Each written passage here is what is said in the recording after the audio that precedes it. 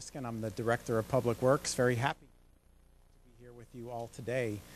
As the Director of Public Works, I am responsible for much of the infrastructure of the city, particularly in the public rights-of-way, meaning the streets and sidewalks.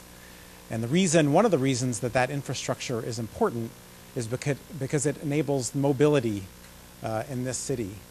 And in any city, mobility is important. It's how people get around. But in a city like San Francisco, where we've got a lot of people in a very small space, mobility is all the more important. But to the extent that our public rights-of-way, our streets and sidewalks, are not in good condition, are not safe, are not accessible, then we are not as mobile a society as we need to be, and we are therefore not as strong a society and have as strong of an economy as we need to have. So mobility, it really relies on infrastructure that's in good condition, and I think we all recognize that we have a long way to go in terms of realizing a city that has infrastructure that is in the shape we need to enable that kind of mobility. It's also important because here in the city we have a transit first policy, we have a better streets policy, and in order to get people onto transit, out of their cars, onto bicycles, on their feet as pedestrians, we need the public rights-of-way to be safe and accessible. We need transit to be reliable. So all that brings us to the point where which is why we're here today. The good news is we have a plan. And that plan is called the 10-year capital plan. And it's a plan that came together under the leadership of our former city administrator, who served as chair of the Capital Planning Committee. And what the capital plan does is it is a framework for us to catalog all of the city's assets, determine their condition, prioritize the need for repair, improvement, or replacement, and figure out how to finance those improvements. And so one of the things that came out of that plan is something that we're here to talk about today. But without further ado, I'm pleased to be able to invite up the former Director of Public Works, the former Chair of the Capital Planning Committee, the former City Administrator, our Mayor, Ed Lee. Thank you, Ed. Thank you very much. I'm glad you are all here, and we're all surrounded by street advocates, but I did want to make a special announcement this morning. I'm announcing my candidacy for being the lead of the pothole crew for this year. I want to say that. All right, you like that one, huh? Okay. Having finished all of my town hall meetings throughout the city just last week, I can say to you that I haven't been to one town hall meeting where somebody didn't mention to me, you know, Mayor Lee, can we just fix the potholes? And, you know, Mayor Lee, I know you're non-political and you don't like to do a lot of politics. Good. One of the basic things you got to do is fix the potholes. Can you make our streets smoother? And if it's a neighbor, if it's a small business, or if it's a visitor, they've all registered that with me. And so as I've been using a lot of my time to really fix the financial house and put that in order for the city, whether it's clearly balancing the budget or fixing our pension reform, which we will announce in the next couple of weeks, I wanted to say that this is one of the most passionate things that I would like to get accomplished with our Board of Supervisors and the public advocates that will really help our city. I have spent so much of my time on the 10-year capital plan, as Ed mentioned, and year after year, we could not get to the point where the priorities of the city would face that question because there was so much of a backlog. And the backlog is at a very serious point in this time where regular citizens are suffering our inaction on this. And the statistics will continue to show of the 850 miles of streets we have. Ed, I know DPW stats are that almost half of them are now in deterioration. And they get more expensive over time. They don't just stay the way they are. All the rains that we've had will increase the potential for these streets to get worse. When you move from the surface repairs, which might cost us maybe about $9,000 or $10,000 a block, to fixing the roads that might cost as much as $100,000. But if you don't pay attention to that and you allow the deterioration to work itself into the base of that street, then you're talking at least $430,000 a block to fix when you get to that concrete base. That affects the people who ride our bikes, the people who drive, the pedestrians that use our streets, and it will cost us more money. So it's one of those things where it is consistent with the priorities that I've set out of getting the city's financial house in order, but also preventing another financial tsunami from occurring when we don't have our streets repaired. We've got to get to those backlogs. And that's why we have the 10-year capital plan to guide us. The planning process allowed for Department of Public Works and so many other agencies, our MTA and others that were concerned about the streets, to bring forth a plan that would still make a very basic promise that we've kept in all of our bond programs in the city, and that is we will not increase the property taxes of the city with this particular bond. And we are announcing today that we are proposing, and we've asked the board to introduce today for passage and for recommendation to November's bond, a $248 million bond to repave our streets, to repair our overpasses, to invest in a lot of landscape and streetscape, and to build our curb ramps to the standards that our federal authorities require us to, all at the same time. And there's 5 basic elements of that $248 million bond program that the other staff and supervisors will go into more detail in a minute. But I wanted to register my lead on this. It'll be one that I will personally be taking up and responding back to those numerous people who showed up at all these town hall meetings asking me to take care of this. I get to then present a well-defined plan, a plan that's financially responsible, but a plan that will also max out for the next 3 years. It will keep our workers that do street repaving very, very busy. In fact, it will reach their capacity for street paving for the next 3 years, while I continue to work on the long-term ideas that we are still working on that will keep an ongoing amount of monies invested in our streets. But I do think that this is the timely part of it. It will still keep within our promises with our public through the 10-year capital plan that we will not increase the property taxes for the city, not this bond, and that we will also in the next 3 years of that very high capacity of street repairs create some 1,600 construction jobs. And I know that's continued to be very important in this whole plan, is that this also will create those jobs not only for public works but for the private contractors that have done a great job in doing our repaving.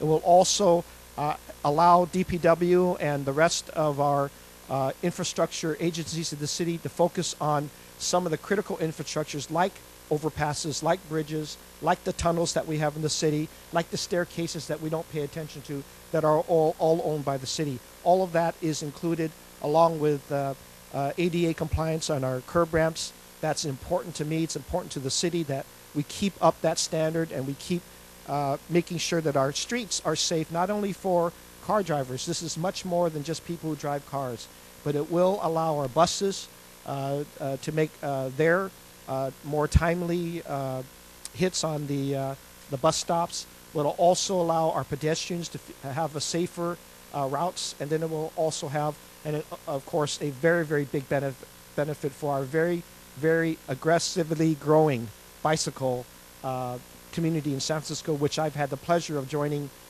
in last week's Bike to Work Day. So I want to ask that the Board of Supervisors today consider it. I am asking for as much support as possible through every member of the Board of Supervisors, as well as our public. And I know the public, because they've talked to me at length about this, that they'll be there if we've done it smartly, if we've done it right, and knowing that we will, by November, have put forth other things that suggest very strongly that we've taken care of our financial house, that I know that the public will be prepared for this particular bond. Thank you.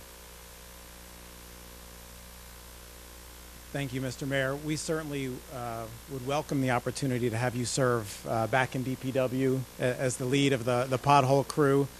And I think I'm safe in speaking for Ramon Hernandez, who's here, representing Local 261. I think he would be happy to have you as a member of his organization. He has some of his folks here, and the laborers, as well as operators, teamsters, cement masons. These are some of the folks who would benefit from some of those construction jobs that the mayor referenced. But the mayor mentioned his interest in leading this effort, and this will require leadership. As much as I like to think otherwise, infrastructure is not sexy. People don't get real excited about infrastructure, so to help make the case, help people understand the importance of it, it's going to take a significant amount of leadership. And we're blessed here today to have not just the mayor stepping up, but we have leadership from the Board of Supervisors as well. The president of the Board of Supervisors has a lot of different responsibilities. It's not just about running board meetings on Tuesdays. One of those responsibilities is that he has a seat on the Capital Planning Committee, and the current president of the Board of Supervisors has been very active in the role on the Capital Planning Committee, has been very active in the development of this bond. So it's my pleasure to ask David Chiu to come up and say a few words. Thank you, Ed. I want to disagree with one thing that Ed just said, which is I do think that beautiful roads are sexy. And for a little bit of background on this issue, I actually pulled out a big file in my office about 20 minutes ago, and want to let folks know, in 2009, then Mayor Gavin Newsom and I proposed a streets bond. And we would have moved forward with that, but for all of the needs that were facing the city during that difficult time. In the early part of 2010, Mayor Newsom and I requested that a streets financing working group be put together to think about what our options were to really move forward the condition of our streets. And the person that we asked to head up that committee was none other than our then city administrator, now Mayor Ed Lee. And so I really want to thank Mayor Lee for agreeing to step up and lead the campaign for this effort. And I also want to thank my colleague, Supervisor Scott Wiener, who has been a tremendous advocate for transportation, who is also helping to lead and sponsor and move forward this effort. This measure is about safety. It's about the safety of our drivers, of our pedestrians, of our cyclists. It's about the safety of our seniors and our disabled. We need to get this done. We cannot delay this measure anymore. If we do, it's estimated that our costs over the next 5 years will quadruple if we do not address the potholes on our streets. As the mayor just said, this is a measure that will not increase our property tax rates over 2006. It has very strong accountability measures so that we know that every penny will be well spent. And it's a measure that is going to create 1,600 jobs for workers who desperately need these jobs right now. And I want to thank our laborers who are here, who we know will be part of the team to get this done. Thank you for being part of this effort. I want to thank all my colleagues who are here, Supervisor Marr, Supervisor Mayor Karimi. I know there are many of us who will be sponsoring this, and look forward to moving this forward and working with the public to make sure that we will have smooth, beautiful roads for years to come. Thank you very much. Thank you, Mr. President. His leadership and support will be bolstered by many of his colleagues. And I want to acknowledge one of our newest supervisors who in the very short time he's been on the board has shown that he is thinking far beyond his district borders, thinking about issues and policies that impact all of the city, and of course the state of our infrastructure being one of them. Supervisor Wiener has stepped up to provide leadership in moving this bond forward, so I want to ask Scott Wiener to come up and say a few words. Thank you, Ed. I'm strongly supporting this bond, and I'm doing it because we have to get this passed. There's no service provided by this city that's more important than our transit infrastructure and making sure that people can walk or bike or take Muni or drive and get around the city. And let's just be frank that for decades, we as a city have been negligent in maintaining our transit infrastructure. And there's plenty of blame to go around, but instead of blaming, we need to look forward to the future about how we're going to fix this. And as much as I would love to be able to pay for these expenses out of our operating funds, out of our general fund, that's just not feasible. And this problem is going to keep getting worse unless we take decisive action to address it now. And this is the right way to do it. This is part of our capital plan. It's a thoughtful bond that is going to help address some of these deficiencies in our roads, in our staircases, in our sidewalks, in our public transportation system. So I look forward to working very hard to help get this passed, and look forward to everyone's support. Thank you.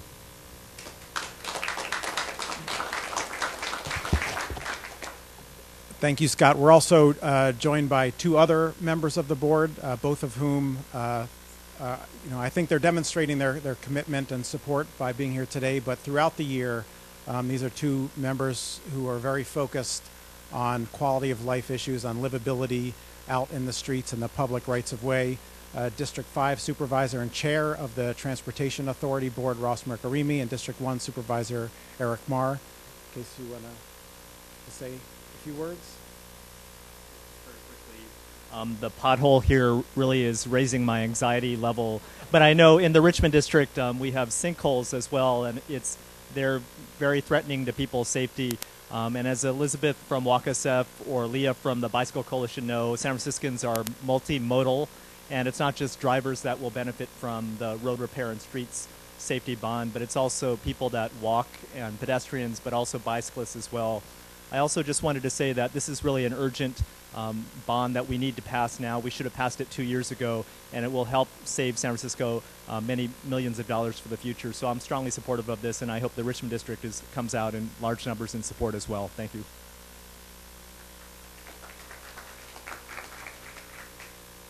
This is an issue of common sense. It's beyond political partisanship.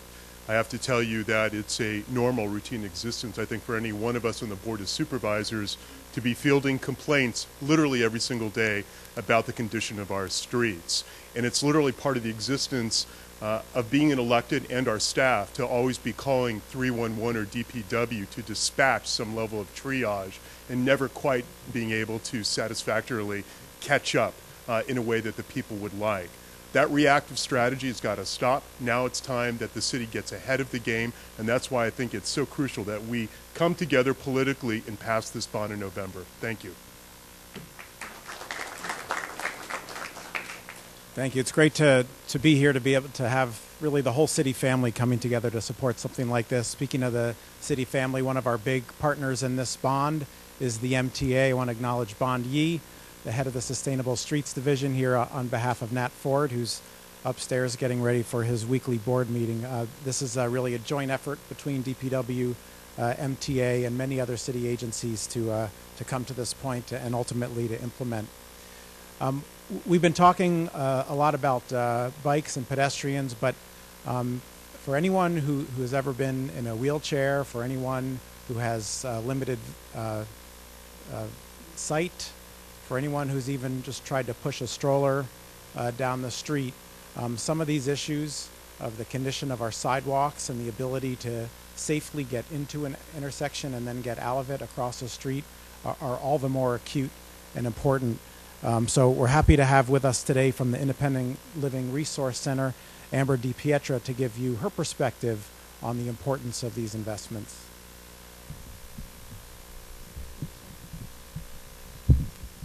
Hi, I'm Amber, and I'm a disability advocate. I work in downtown San Francisco, and I spend a lot of time out in the field, so traversing back and forth across the city.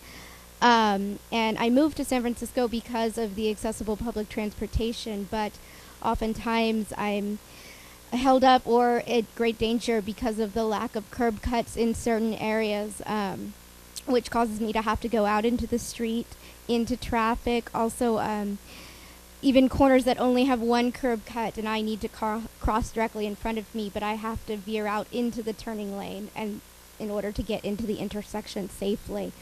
And also the lack of the yellow truncated domes is a problem for myself and other folks who have low vision, as I'm in danger of running right off the curb if I can't see where the cut begins, as indicated by the domes.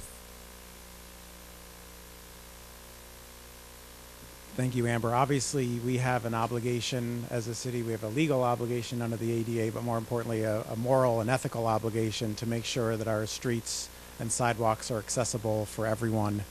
This bond will certainly give us the ability to continue the investment we've been making to make that so. One of the things that I've mentioned and the mayor mentioned is jobs. There's another benefit that we get out of an investment like this, like we've had on our other general obligation bonds, is that we not only get our infrastructure improved, but we actually put people to work as a result. So again, we're very pleased to have Ramon Hernandez from Local 261 here. The Laborers Union does the majority of the work when we're doing road repair. So there's a lot of them that are San Franciscans that are not working, that would love the opportunity to get to work to help improve our infrastructure. And we also, as you know, have City Build, which is the academy where we provide training, pre-apprenticeship training, and then placement assistance to San Franciscans to get them working. We're very delighted to have a City Build graduate, a great San Francisco success story, someone who's worked everywhere from Laguna Honda Hospital rebuild to private housing development, now working out on California Street on the cable car rebuild. A real success story showing proof in person of what this bond can mean in terms of investment in jobs and changing people's lives. So I'm happy to welcome Keisha Raymond, City Build graduate, to come up and say a few words. Hello, my name is Keisha Raymond, as you mentioned. I'm here today to say that I am a City Build graduate of Cycle 7. And by me attending City Build, it was a great experience for myself. Good pre-apprenticeship program. We learned everything hands-on. After successfully completing the program, I was placed in November of 2008, as you mentioned, at Laguna Honda, which was my first job. I'm honored to be a successful City Build graduate as well as a San Francisco resident. I really want to thank former Mayor Gavin Newsom for putting together these city-funded programs for people like myself to attend and successfully complete, and also be living proof to show that when you complete these type of programs and when they're in effect, that you can get a job and you will work and you will be a part of San Francisco redeveloping and retrofitting. I've been at San Francisco General Hospital. We've done handicap accessible ramps there. As you mentioned, I'm here on California now, doing everything to get the cable cars up and running and make sure that they're safe. We're also doing handicap accessible ramps with the yellow domes. I'm proud to also be a member of Local 261. When I am out of work, it's only a short amount of time. They make sure they get me back up and running and working as I need to be. I have 4 daughters that I'm raising here in San Francisco. With being a single mother and having 4 girls and having the ability to get a successful employment, it's just wonderful for me. And one of my goals is to be able to send my daughters off to college and become successful so that they can gear and steer in whichever employment field that they would like. I also want to thank our current mayor for putting this together so that all the paving could be done for the streets. I mean, I enjoy doing it. It's keeping me working. It's keeping my family happy. And I also enjoy seeing others, such as people with disability, be able to have that access to these ramps that I know that I'm a part of. Being a San Francisco resident, this is just like so much backing our mayor up and letting everyone see that we can do this. We can make the streets of San Francisco safe. And with that being said, I just want to say thanks for having me here. It's an honor to be here. You have my time and my speech anytime. And thank you, everybody, for being here.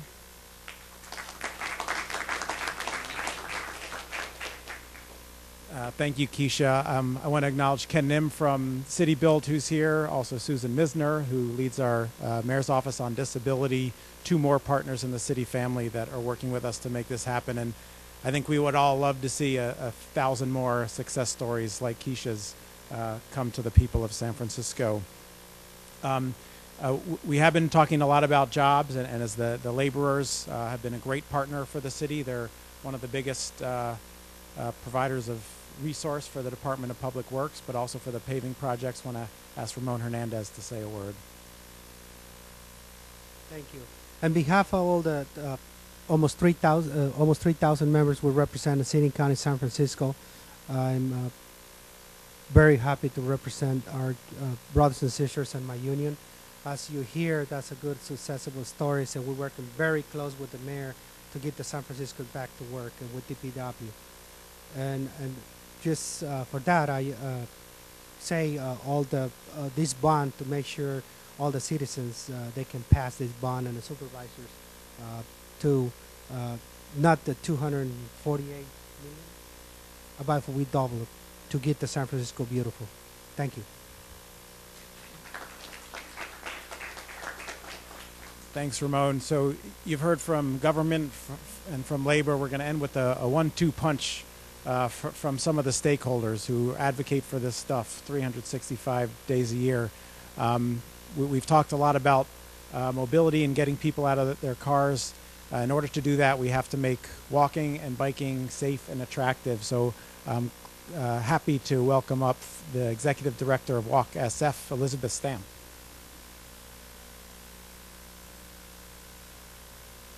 Every year we see 800 people in San Francisco get hit by cars, and that's not acceptable. This bond will be a great investment. It includes $50 million for streetscape improvements to improve safety for pedestrians and for cycling all throughout the city. We really need this investment in making our streets safer, and Walk San Francisco is supporting this bond because San Francisco needs safer streets for everyone to be able to walk. Thank you.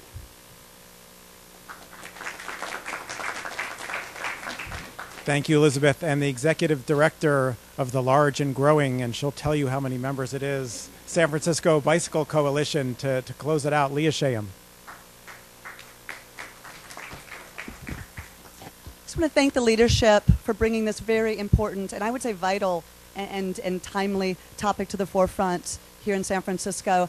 I'll say it's not often that we actually see leadership passionate about the streets. It's true it's not very sexy, but I think you see a difference here, even than in past years, that folks really do understand and getting behind this issue, because this does affect every walk of life, every neighborhood, every person who moves around our city. And it's not just for our residents. Of course, it is for the many people who visit our city, the huge number of tourists from other areas, the huge number of regional visitors who come in every day to work or play in San Francisco.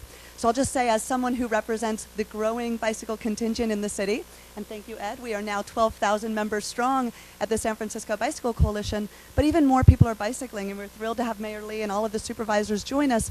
7 out of 10 people bicycle in the city these days. That may be people like me who ride most every day of the year, or it may be folks who come out for Sunday Streets, so well sponsored by the MTA, and just want to bike maybe one day a month or so. That's wonderful.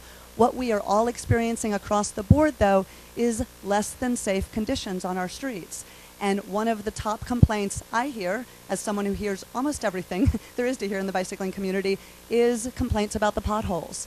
Just as high as we worry about traffic moving too fast, perhaps, or building new bike lanes, which is also very important. Right up there in our top 3 is that fear, and a very valid fear, of potholes. It's a very unsafe condition, and I know on my own ride home, I have to dodge them, and I need to call 311 more often. I also want to say that this is a great opportunity not just to bring our streets back up to par, which we must do, and we should do not only for economic reasons but safety reasons, but to actually go to great streets, because there is funding here to bring some of our good streets to great streets. And I think we've seen how well that's worked on places like Valencia and the Mission Corridor. And we have the opportunity to spread that throughout the city and to really make sure that walking, biking, transit are wonderful experiences in all our communities. So we're very much looking forward to supporting this and it passing in November. Thank you. Okay, thanks, Leah. That was a great way to end. I do want to acknowledge just some of the DPW folks who have been working really hard on this and who work hard keeping the infrastructure clean and safe every day of the year. Mohamed Nuru, Fuad Suisse, Patrick Rivera, Simone Jacques, Douglas Legg, a lot of people working really hard every day who really are committed to the good state of good repair of our city's infrastructure. So that concludes the conference here. For those of you who aren't sure if the streets are really in bad shape, you can head out to the 500 block of Grove Street. We'll have a media availability there. In case you didn't believe these pictures here, or you've forgotten what your ride in was like, please feel free to come out there, and we will all be available here for questions afterwards. Thank you very much for coming.